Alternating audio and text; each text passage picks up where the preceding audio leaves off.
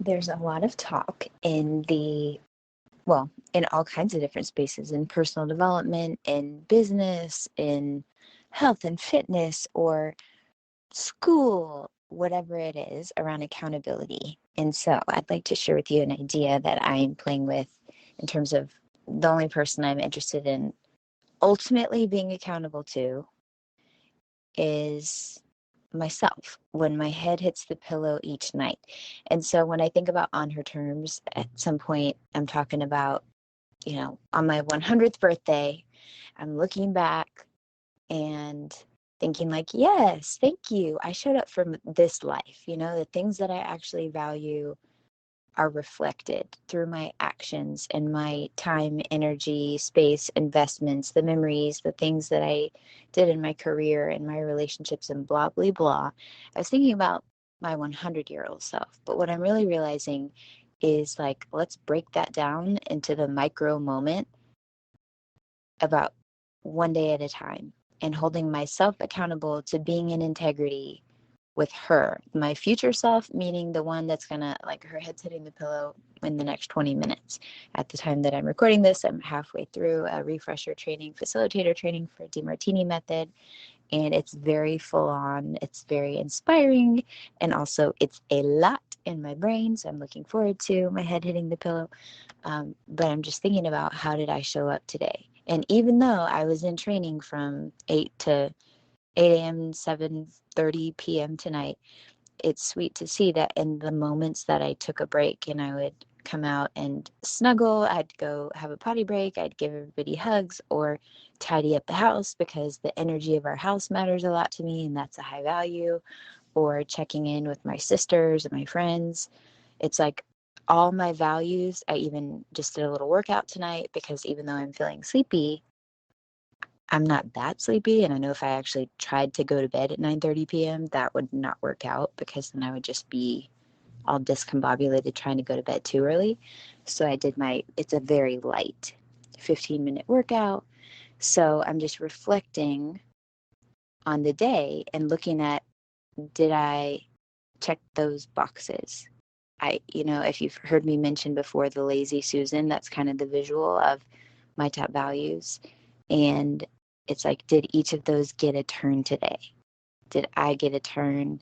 Did even recording this right now, because this is for, well, in lots of ways, it's all the things. That's the goal for me, is to see how all my values connect and benefit each other. So by me actually recording this, I know I feel sparky sharing ideas with you that I know I can listen back to later when I forget, inevitably. Um, but that also benefits my business, because if you decide to work with me in the upcoming trimester of awesome, if you're listening to this in September of 2022, we're starting in just a few weeks. So that could benefit my business, which also benefits my family in the sense of creative contribution, financial contribution, and also it's fun for me. And so on the days that I have calls with my clients, my kids and husband benefit because I feel like, yes, I showed up. That part of me came to life today. And so that's it. That's the tweet, is living your day so that whenever you are tucking yourself into bed at night, you're like, yep, we showed up today. And that's really the only accountability I'm interested in, right? Because as a business owner, I'm not interested in someone else trying to tell me what to do. As much as I have, my inner people pleaser, teacher's pet, gold star, lolly law, I will rebel against that ish. I don't want you to tell me what to do. I'm not going to do it. I have really dialed in what I call my F management system over the last several years. And I'm not going to do it. I'm not going to do it if you tell me to do it, unless I can clearly see how it benefits my values, my highest values. I won't. And that's human behavior. That's not me. That's like all of us, right? If we don't actually perceive that we're going to have more benefits than drawbacks in terms of what we care about, then we're not going to do it. So I just think it's kind of pointless.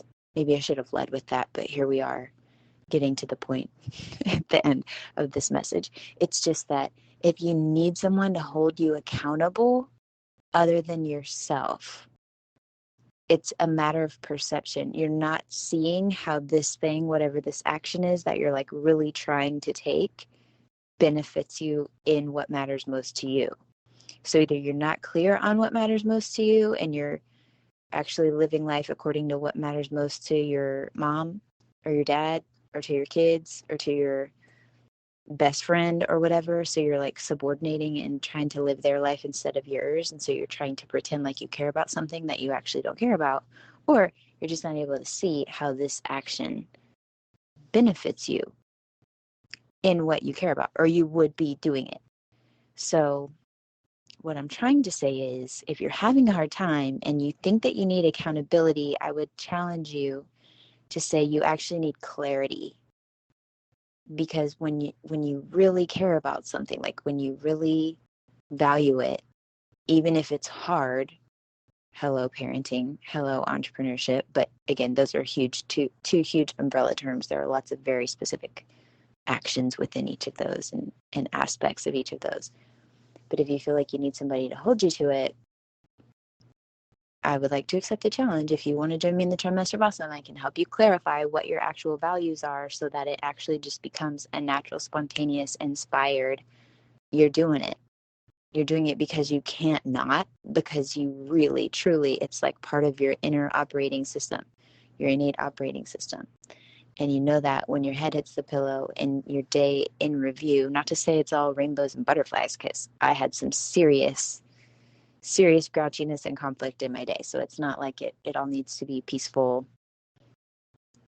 cloud nine situation. That's not what I mean. So don't get it twisted there into an integrity knot. I just mean knowing that when you're checking in with yourself at the end of the day, you're like, yep, that was life well lived today, meaning I was myself today, meaning that what I cared about, every aspect in some form, like I said, for me today, it wasn't about quantity time with my kids, it was quality, and likewise with my husband, and likewise conflict as well on that front, and growth and opportunity. But it was like rich. It was a rich day, and that would be my goal. Rich to me, meaning everything that I cared about got a little bit of love and attention today. And as they say, how you spend your days is how you spend your life. So I figure if I can hold myself accountable to my nightly check-ins when my head hits the pillow, and it's just a review and there's no guilt or shame, it's just like, hey, what did we do today? Or what did we talk ourselves out of? Whatever the case may be. And if I can do that with myself every night, this pillow talk, then I figure chances are pretty good that by the time I hit my 100th birthday, I'm still going to be feeling pretty grateful. But I want to feel that all the way, every day, as much as I can. I don't just want to look back however many 63 years from now.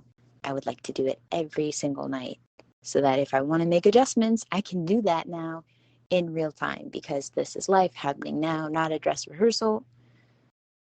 So I'm going to give the pillow talk situation a try. And then maybe it's like, you're going to have that meeting with yourself. I mean, really, seriously, if you make this a habit mentally, if you're going to review your day, and maybe you make a different choice that is a little scary, fun, comfortable, as I call it, and you do something that's a little out of your comfort zone, but you do it because you know that you're going to ask yourself later and you can't escape that. All right, let me know if this is resonating, because it's working over here. So take that, pass it along. Like I said, if you want me to help you clarify your values so that you can actually make sure that your actions aren't so freaking exhausting because you feel like you need to set up all conditions to be perfect in order to take action, you don't.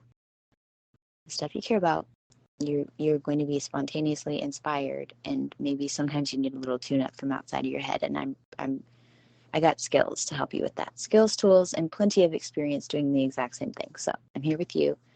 Reach out, hit the link if you'd like to join us for the Trimester of Awesome. Hit the link and apply.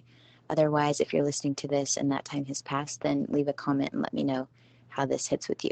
All right, talk soon. Bye.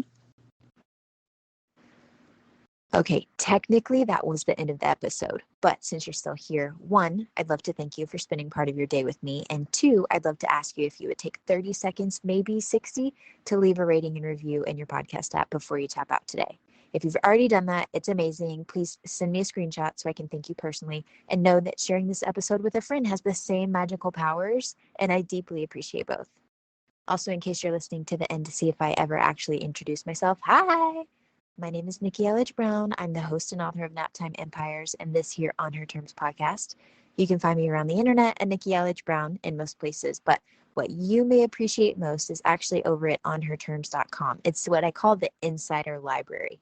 It's where you can get inside scoop, first listen rights, email updates every time there's a new episode, and then special insider only bonus content. It's all over in our private feed. Okay, that's a wrap for real. I'll meet you in the next episode.